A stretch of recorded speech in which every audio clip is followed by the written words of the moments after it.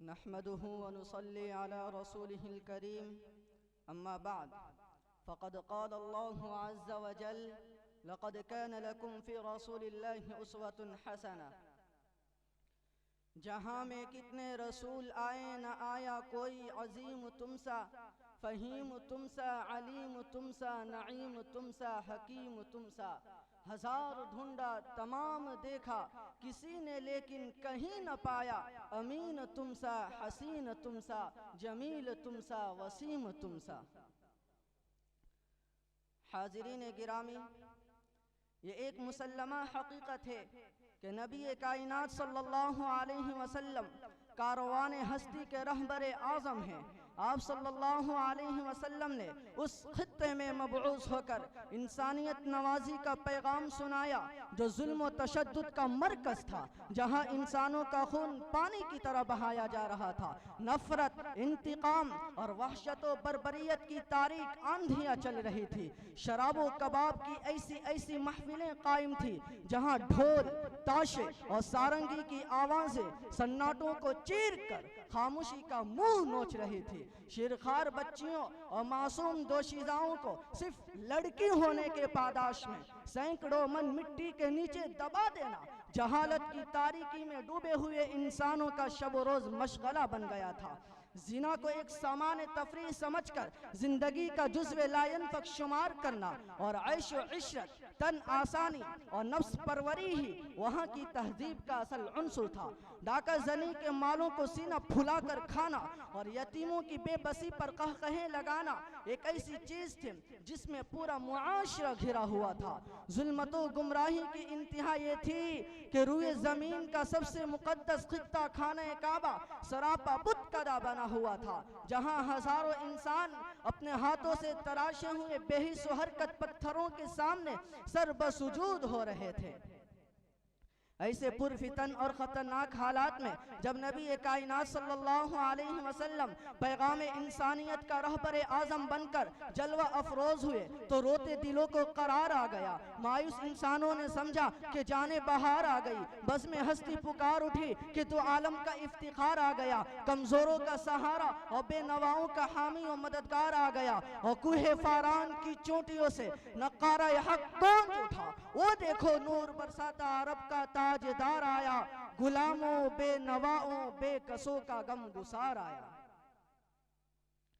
हाज़िरीन गिरामी, इस हकीकत के गवाह अपने ही नहीं बेगाने भी हैं कि पैगाम इंसानियत के सबसे बड़े आलम बरदार नबी कायनात सल्लल्लाहु अलैहि वसल्लम हैं।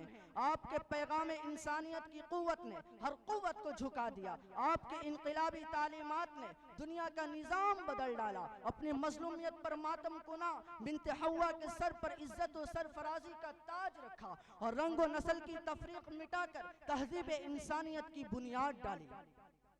जरा बताइए तो सही कि मजहबी इदारों में शख्सियत परस्ती के बजाय खुदा परस्ती किसने कायम की? एतिकादियात को तवहुमात के बजाय हक की बुनियाद किसने अता की? साइंस में फितरत की परस्तिश के बजाय फितरत को मुसख्खर करने का सबक किसने दिया? सियासियात में नस्ली शहनशाहियत के बजाय अवामी हुकूमत का रास्ता किसने दिखलाया? इल्म की दुनिया में ख्याल आराई के बजाय हकीकत निगारी की बुनियाद किसने डाली? समाज की तंजीम के लिए जुल्म के बजाय अदल की असास किसने फराहम की? जवाब यह है कि ये तमाम चीजें इंसानियत को पैगंबर कायनात से मिली। सामिईन किराम, एक जिंदा कौम होने के नाते हमारा फर्ज यह है कि इंसानियत के नाम, इंसानियत के मुहसिन आज़म का जो पैगाम है उस पैगाम की तई हम गफलत का शिकार न हो। अगर ईमानदाराना तौर पर हम जायजा लें तो हमें शर्मिंदगी के साथ एतराफ़ करना पड़ेगा कि हमने पैगंबर इस्लाम के इनकलाबी तालीमात को दुनिया तक नहीं पहुँचाया। अगर हमने ये फरीज़ा अदा किया होता तो आज तालीमी, तारीखी, समाजी और सियासी मुबाहसों का मौजू modern Luther king, Nelson Mandela, modern Luther king और नेल्सन मंडेला की खिदमत को याद किया जाता है, लेकिन ये फरामोश कर दिया जाता है कि पैगंबर इस्लाम तारीख की वो सबसे पहली शख्सियत है जिसने नस्ल परस्ती का खात्मा किया। वो हमारे नबी ही थे जिन्होंने फतेह मक्का के मौका पर एक काले कलौटे हबशी गुलाम हजरत बिलाल रज़ी अल्लाह अन्हु को खाना काबा की मुकद्दस इमारत पर खड़े होकर अदान देने का हुक्म दिया। सिर्फ इतना ही नहीं बल्कि आपने रंग व नस्ल को जहालत करार देते हुए इल्म अखलाकी और नेक अमाल को इंसानी अजमत का मेयार करार दिया। हाजिरीन गिरामी, जब हम हुकूक इंसानी की बात करते हैं या हुकूक निस्वां का परचम बुलंद करते हैं तो ज़रूरी यह है कि उस अजीम दाई की तालीमात से भी कसबे फैज़ करें जिसने दुनिया के सामने ऐसा दीन पेश किया, जिस दीन ने औरतों को जायदाद का हक इल्म हासिल करने और अपनी पसंद की शादी व तलाक लेने का हक दिया, जिस रसूल रहमत ने यह तालीम दी कि बिनते हव्वा माँ की शक्ल में काबिल एहतराम, बेटी और बीवी की शक्ल में मोहब्बत, शफकत और चाहत का महवर व मरकज है। मेरे नबी ने जिंदगी के हर मोड़ पर पैगाम इंसानियत के फूल खिलाए। मक्का के आम शहरी की हैसियत से, मदीने के ताजदार आला की हैसियत से, गज़वात के फातेह और किश्वर कुशा की हैसियत से हर मकाम पर पैगाम इंसानियत की नवेद देते नजर आते हैं। हिजरत से कबल आप मक्का में थे तो आपके जानिसारों की तादाद सैकड़ों में थी, मगर आपने कहीं भी कत्ल गारत गिरी की मिसाल कायम नहीं की।